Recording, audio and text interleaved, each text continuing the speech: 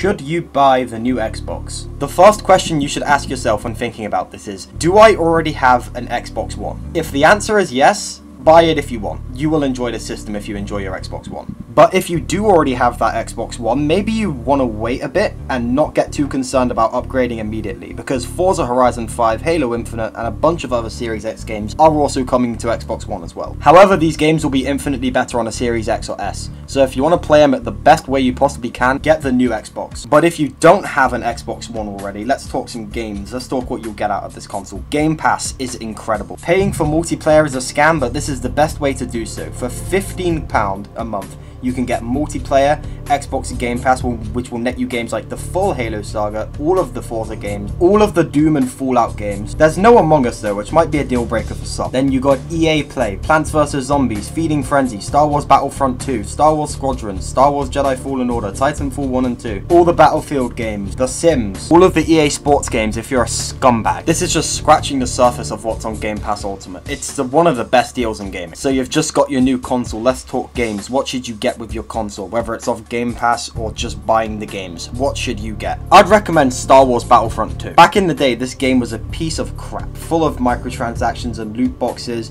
not that fun to play, but nowadays it is one of the best multiplayer games you can buy. The microtransactions nowadays are inconsequential, loot boxes are next to non-existent, there is so much to do and unlock in this game. I recommend modes like co-op, Starfighter Assault, and the occasional bit of Capital Supremacy. This game is so much fun and I would highly recommend it. Also, Ewok Hunt is terrifying. The Master Chief Collection is a very fun collection of some of the most iconic first-person shooters of all time. Definitely a fun pickup for Halo fans and definitely good for people trying to get into the series. But on top of that, I played the beta test, the flight, whatever you want to call it, tech test for Halo Infinite.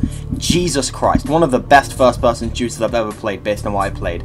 If they keep up, this game has so much potential. This game genuinely has potential to be one of the best multiplayer games ever. Definitely something to keep an eye on. I played a bit of Ori and the Blind Forest and Jesus, that game is incredible. I need to play more of it. Wonderfully designed, great soundtrack and visuals.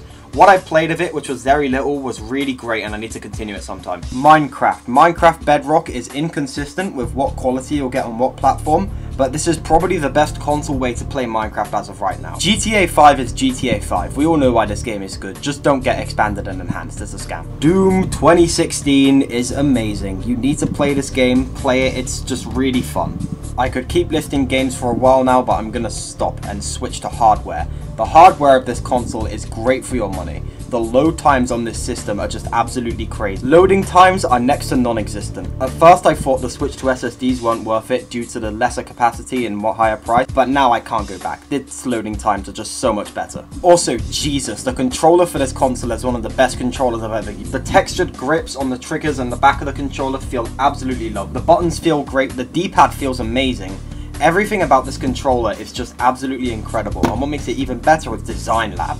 Make your own controller. What a brilliant idea. I love Design Lab and I wish the other console manufacturers would have something similar.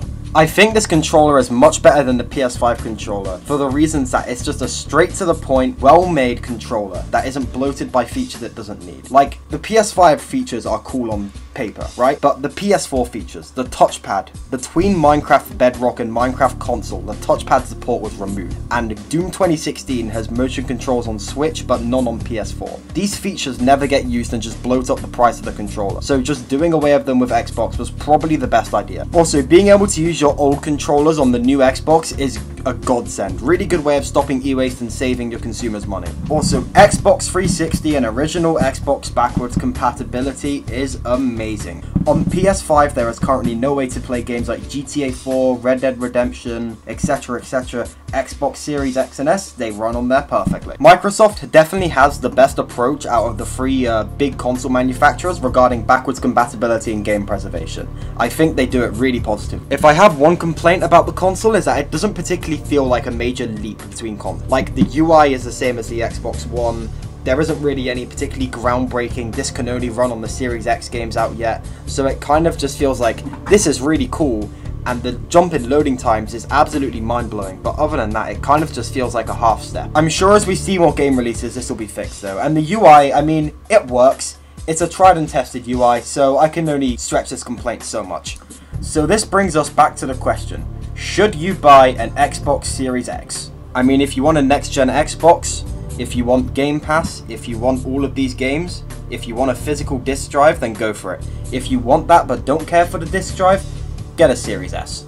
Like, genuinely, I have the Series X, I paid extra specifically for the disc drive, and I rarely use physical games. All in all, the Series line of consoles, from my experience, is very, very good, and I would recommend them whichever one you end up picking. Thanks for watching the video. Let me know what you think of this generation of consoles in the comments. Be sure to please the YouTube algorithm if you like this video, and I'll see you in the next one. Goodbye.